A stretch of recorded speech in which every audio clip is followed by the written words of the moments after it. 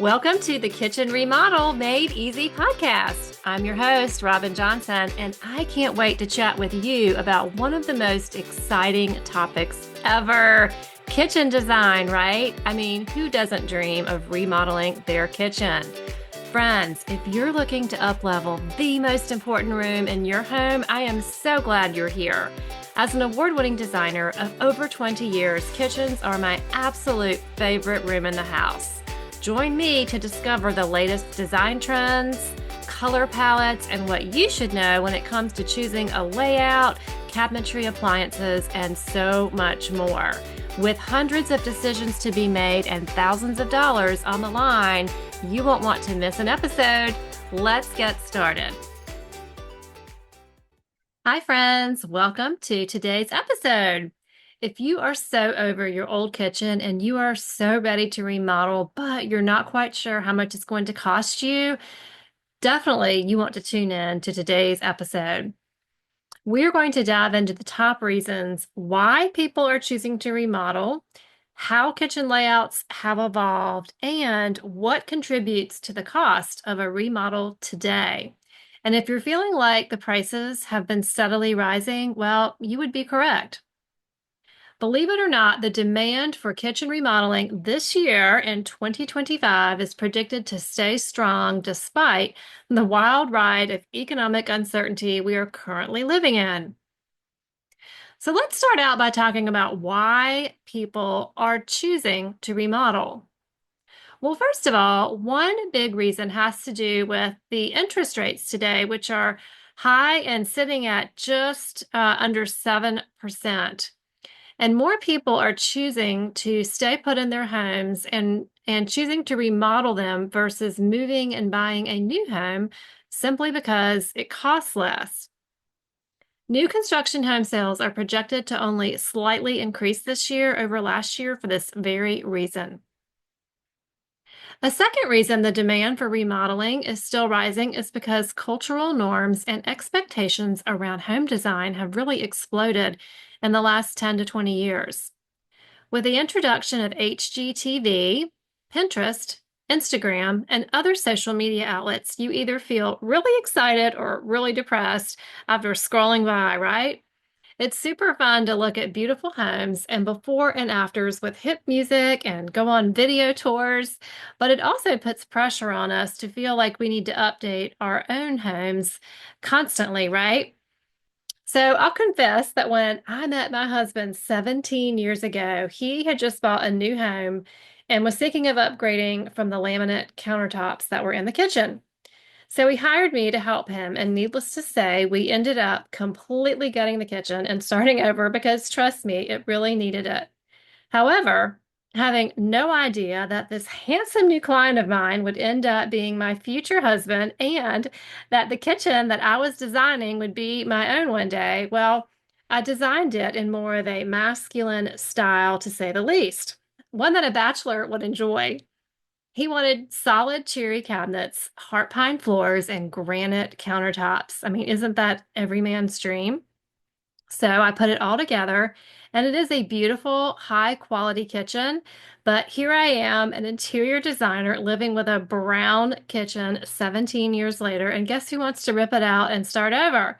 And I say this just to let you know that I get it. I get all of you out there who are so ready to remodel. Okay, moving on. This third factor, driving up remodeling numbers, might blow your mind. Did you know that nearly half of the homes in the US were built in 1980 or earlier? That's a huge number. That means that 50% of homes out there today are at least 45 years old and no doubt in need of updating. The majority of these older homes were intentionally designed with the kitchen out of sight, completely separate from the rest of the house. And maybe you're still living in one of these homes, or maybe you remember going to visit your grandmother and she had a home like this. Food was prepared and brought out to be served in the dining room, so all of the cooking, dirty dishes, and mess were out of sight. The kitchen was definitely a more utilitarian space, And for the poor cook stuck in the kitchen while everyone else was out enjoying themselves was just not so much fun. At any rate, if you are living in an older home with an outdated small kitchen, old cabinets, a poor layout, bad lighting, or not enough countertop space, it might be your time. So, this leads me into our next topic, which is how kitchens have really changed over time. Thank goodness, right? And let me just say, if you think your kitchen is super awful, let's put it in perspective here. So, let's wind the clock back before the 18th century. A typical kitchen consisted of a brick wall with a fireplace for cooking, and your cookware would hang on the brick, and you would have small cabinets nearby for your spices. And if you've ever watched Outlander on Netflix, you can totally picture this, right? Okay, so then during the 18th century, in the early American colonial period, kitchens became more accessible with the introduction of cast iron stoves and improved ventilation systems. And though they were still often separated from the main living areas of the home. Then go into the 19th century, simple homes were upgraded with gas stoves, running water, and electricity, all of which made cooking less labor intensive. Kitchens were still generally located on the bottom floor. Then in the 20th century, a woman, of course, named, I'm going to butcher this, Margaret Schut Hotsky from Germany, well, she designed the famous Frankfurt kitchen, which gave way to today's modern layout, ergonomics, and efficiency. The kitchen was small and designed like an assembly line, putting everything within arm's length, which is where the kitchen triangle concept originated from. So thank you, Margaret. And then fast forward to today. Wow, kitchens have really evolved. New construction homes have paved the way forward, introducing the open concept style that connects today's kitchens right to the family rooms where everyone can be together. It's a great fit for young families where you can keep an eye on the kids while you're cooking. The TV is in sight for everyone to enjoy. And when friends come over, guess who's not stuck in the kitchen missing out on all the fun? This open kitchen floor plan has become the new normal and is the main reason that many of you listening want to renovate your own homes. In fact, I can tell you that nearly every call I get from a new client for a kitchen project addresses this exact point. They want a larger, open kitchen where they can not only spend quality time with their family, but also have room to entertain and host gatherings and a large, connected space central in their home. Kitchens are no longer just for cooking. They are for gathering areas, they serve as homework stations, entertaining hubs, and much, much more. So then lastly, we can talk about what are some of the biggest factors that are contributing to the cost of remodeling today and how much is it going to cost? So if it seems like prices have been steadily on the rise, well, you're correct. If you go back to 2020, the average kitchen remodel cost only about $35,000. And in only 4 years, the cost has nearly doubled to $60,000 today. And remember, that price is an average cost, not, the whole gamut. And remember that 2020, when I'm quoting this $35,000 figure, well, that was during the global pandemic, and we were all stuck in our homes for a long time. And I think, that was a pivotal point for kitchen design because all of us really understood how important it was to have a well-designed, functional kitchen that we really enjoyed spending time in because we were there a lot.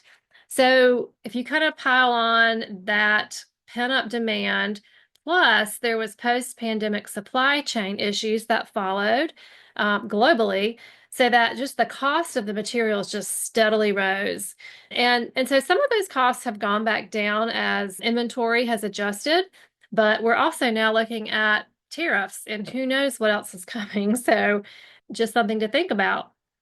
Also contributing to the rising costs is the fact that many renovations today include a completely new kitchen layout.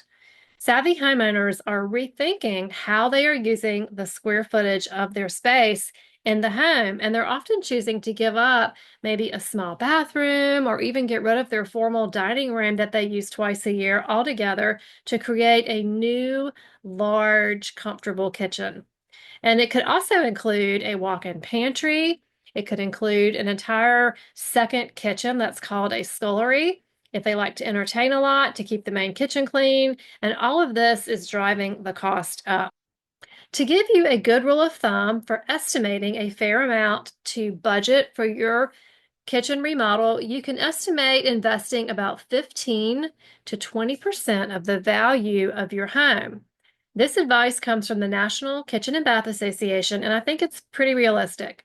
That budget would include replacing cabinetry, countertops, lighting, plumbing, new appliances, flooring, etc. It's not a refresh, it's a major overhaul. So let's say your home is worth $250,000. Well, if you do the math, you're looking at investing between $37,000 and $50,000 on a complete kitchen renovation. And if your home is worth $500,000, you're looking at anywhere between $75,000 and $100,000. Now, for $1 million homes and up with extensive custom kitchen remodel projects, well, they easily start at $150,000 and go up from there.